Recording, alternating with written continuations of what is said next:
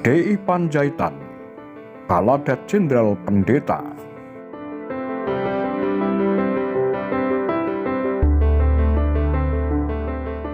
Setelah dipilih menjadi orang nomor 1 di TNI Angkatan Darat, Letnan Jenderal TNI Ahmad Yani dipanggil Presiden Soekarno.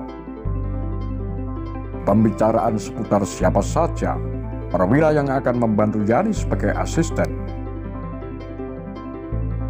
Yani menyodorkan satu nama sebagai asisten 1 bidang intelijen, Donald Ishak Pandjaitan.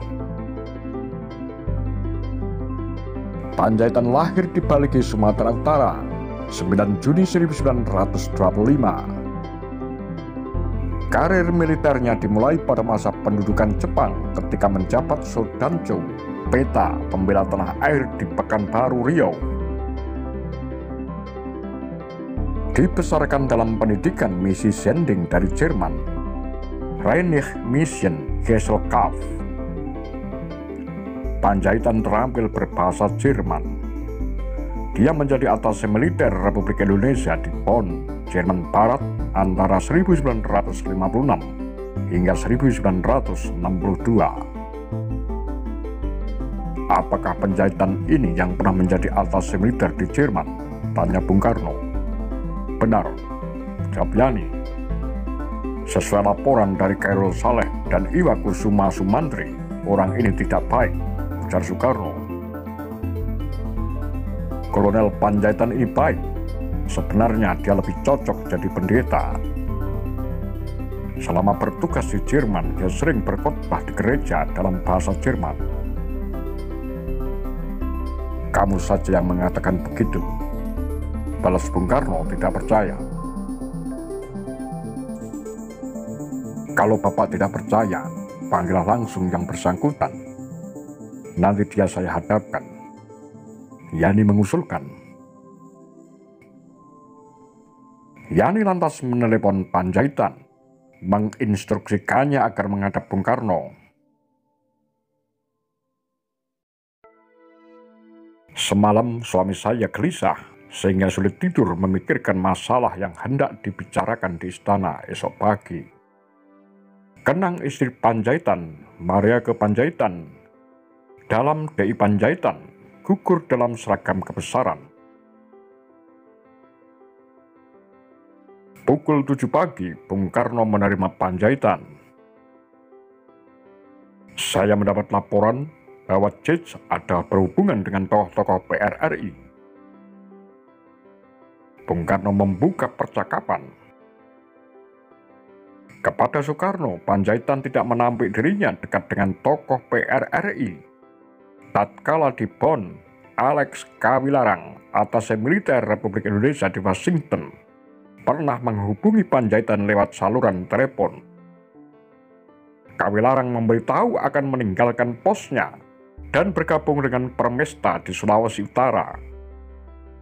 Menurut Mariake, Pandjaitan menasihati Kawilarang agar tetap bertugas di Washington. Begitu pula ketika Pandjaitan menerima Ahmad Sukendro di kediamannya di Bonn. Hal ini diketahui oleh Menteri Loyalis Soekarno, Iwakusuma Sumantri. Kolonel Sukendro adalah perwira TNI yang dikenal anti komunis. Kelak, salah satu jenderal yang masuk daftar target operasi G30S. Saya mendapat laporan dari Khairul Saleh tentang hal itu. Dan juga katanya, JIJ tidak loyal kepada saya sebagai presiden, panglima tertinggi, lanjut Soekarno.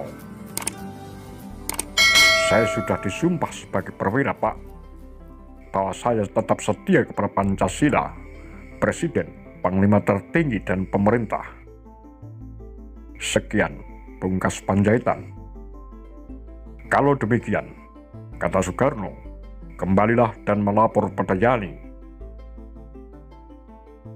Seraya menghormat, Pandjaitan melapor kemudian minta diri. Yani kemudian dilantik menjadi Menteri Panglima Angkatan Darat pada 21 Juli 1962. Beberapa hari sesudah pelantikan, Pandjaitan ditetapkan sebagai asisten 4 yang membidangi logistik. bukan asisten 1 sebagaimana rencana semula. Pangkatnya dinaikkan menjadi Brigadir Jenderal.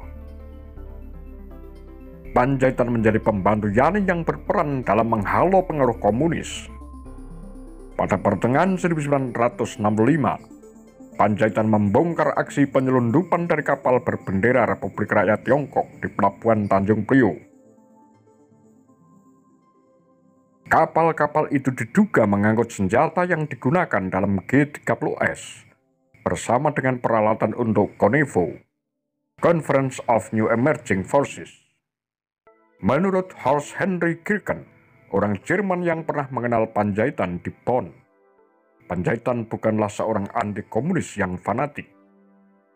Dia mencoba untuk melakukan upaya apapun supaya Soekarno tidak bergerak lebih lanjut ke kiri. Tutur ekspatriat asal Jerman yang pernah tinggal di Indonesia selama 18 tahun. Dalam A Magic Gecko, CIA's Role Behind the Fall of Soekarno. Pada saat terakhir hidupnya, Panjaitan mencurahkan perhatiannya pada buku-buku keagamaan. Dari 12 jilid seri buku Church Dogmatics, karya teolog Karl Barth, 6 jilid telah rampung dibacanya. Hasratnya untuk memahami dogma-dogma tersebut bukan karena dia seorang yang taat beragama, tetapi juga karena keinginannya untuk membantu para pendeta memberi khotbah-khotbah di daerah gerilya selama masa perang kemerdekaan. Tulis Mardana Safwan dalam Mayor Jenderal Anumerta D.I. Panjaitan.